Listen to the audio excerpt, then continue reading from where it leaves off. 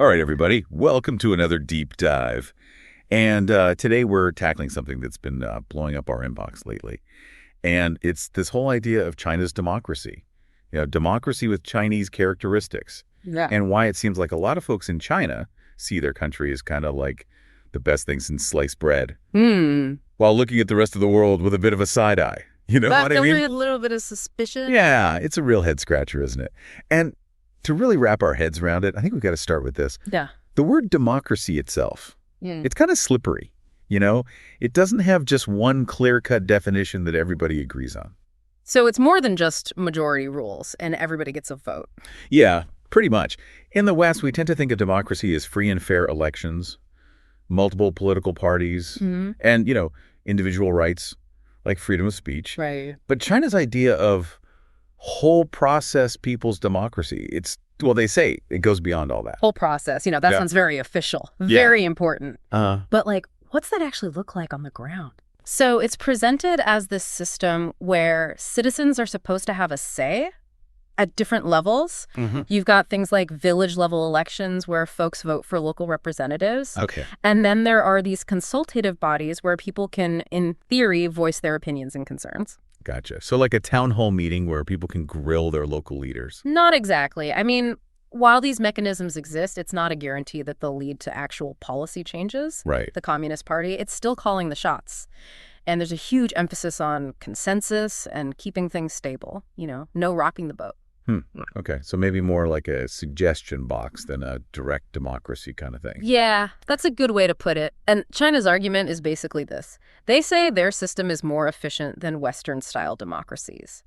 And they point to their economic growth and, lifting millions out of poverty as proof. Right. It's like they're saying, hey, we're getting things done and people's lives are getting better. So what if it's not a perfect democracy by Western standards? Yeah, exactly. Yeah. But of course, the other side of the coin is this efficiency that they talk about. It comes with a price tag. And that price tag is individual freedoms. Limited freedom of speech. The media is under tight control. And it's a one-party system, so there's no real opposition. Right. So while people might have some say at the local level, it's not really clear how much influence they have on the big picture. At the national level. Right. What about the National People's Congress? Their national legislative body, they have elections, right? So how much power do they actually have? That's the million-dollar question. You see, the NTC, while it's technically an elected body, a lot of folks see it as more of a rubber stamp. Just approving decisions that the Communist Party's already made. Okay. The way candidates are chosen. It's very controlled. Yeah. And there's not really any open debate or challenge like you'd see in a Western parliament. So it's more about looking democratic than actually giving people the power to make real changes. A lot of critics would say so. And to add another layer to all this, let's talk about education and propaganda. Okay. China's education system. It's all about patriotism and often portrays Western democracies in a pretty negative light. It's funny you mentioned that. Just the other day I was scrolling through social media and I saw this video. Yeah. And it was praising China's economic progress and then pointing out all the problems in the West, like, crime and political divisions. Right. And it felt like a very specific narrative, Carefully crafted. Exactly. That's a prime example of how information is controlled and shaped in China. Right. You've got media censorship and this constant drumbeat about hostile foreign forces trying to undermine China's rise. And it creates this worldview. It's almost like an us versus them mentality, where China is this beacon of stability and progress in a world that's gone kind of crazy. Right. You know what I mean? Yeah, I get it. Yeah. So how much do you think this shapes how people in China see the outside world? It's tough to say for sure, but it definitely has an impact. You got to remember, a lot of folks in China, they get their news and information from state-controlled media. So they're hearing this narrative day in and day out. Yeah. It's almost like they're living in a different reality. Right. Where the information they're getting, it's all filtered through this very specific lens. That's a good way to put it. And this narrative, it gets reinforced by cultural factors too. Okay. How so? Well, China has this long tradition of emphasizing collectivism and social harmony, sometimes at the expense of individual rights. So the idea is that individual freedoms might have to take a backseat for the good of society. Yeah, basically.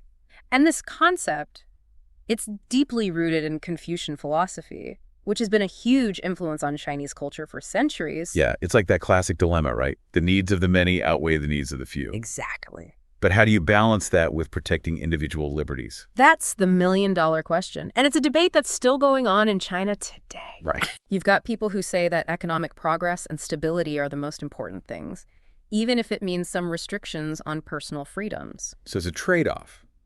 Stability and prosperity in exchange for certain liberties. Exactly. And then you've got others who are pushing for greater individual rights and freedoms. They say true progress can't happen without those things. It sounds like a tough balancing act. So bringing it back to our initial question about democracy with Chinese characteristics, how does all of this fit together? Well, from China's perspective, their model reflects their unique history and culture and values. They say it's a form of democracy that works for them, even if it doesn't look like Western democracy. Right. But do the Chinese people actually feel like they have a real say in how their country is run? That's a tough one to answer, especially with the restrictions on free speech and the lack of independent polling. Right. There's no doubt that a lot of people in China, they're proud of their country's achievements and they support the Communist Party. Yeah. But it's hard to know how much genuine dissent or dissatisfaction there is out there. Yeah. It seems like there's a lot of nuance to this conversation. Right. And it's not as simple as saying one system is better than the other. Absolutely. It's about understanding the different perspectives and historical contexts and cultural values that shape these systems, and recognizing that the concept of democracy itself, it's always evolving and being debated all over the world. Yeah. This has been really enlightening, I gotta say. That's It it. made me realize how much I still don't know about China and its unique approach to governing. And that's the cool thing about it. There's always more to discover and understand. Yeah, for sure. So what stands out to you as like the most important takeaway from all this? I think the key is to avoid making snap judgments or falling into easy stereotypes. It's easy to get caught up in that democracy versus authoritarianism binary, but the reality is way more complex and nuanced. Right. So you're saying we need to approach this topic with a healthy dose of curiosity and a willingness to challenge our own assumptions. Exactly. And to recognize that different societies might have different priorities and values when it comes to how they're governed. What works for one country might not work for another. It's interesting to think about how these different ideas of democracy, actually play out in people's everyday lives. Like, what does it mean for the average person on the street in China? Well, in some ways, life in China might not feel that different from life in a Western democracy. I mean, people go to work, they raise their families, they enjoy their hobbies. But there are ways both subtle and not so subtle that the political system shapes their experiences. Like what? Give me an example. Think about the internet. In China, access to information is tightly controlled. Websites and social media platforms that we take for granted in the West are blocked. And there's constant surveillance. So no scrolling through Facebook or tweeting your thoughts about the government. Not exactly. China has its own versions of these platforms, but they're heavily censored. Anything seen as critical of the government or touching on sensitive topics like Tibet or Taiwan, it can be taken down in a flash. And users can face real consequences for posting things that are deemed inappropriate. Wow, that's a level of control that's hard to wrap my head around, coming from a place with a more open internet.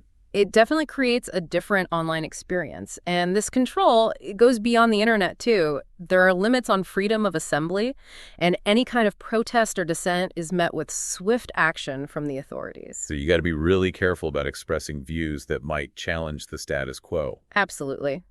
There's a huge emphasis on maintaining social harmony and stability. Any kind of disruption is seen as a threat. It's like that saying, the nail that sticks out gets hammered down. Exactly.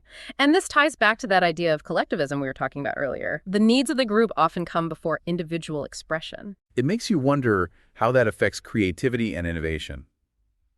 Does this kind of environment stifle those things? Or can they still flourish even with those constraints? That's a question that's being debated all the time.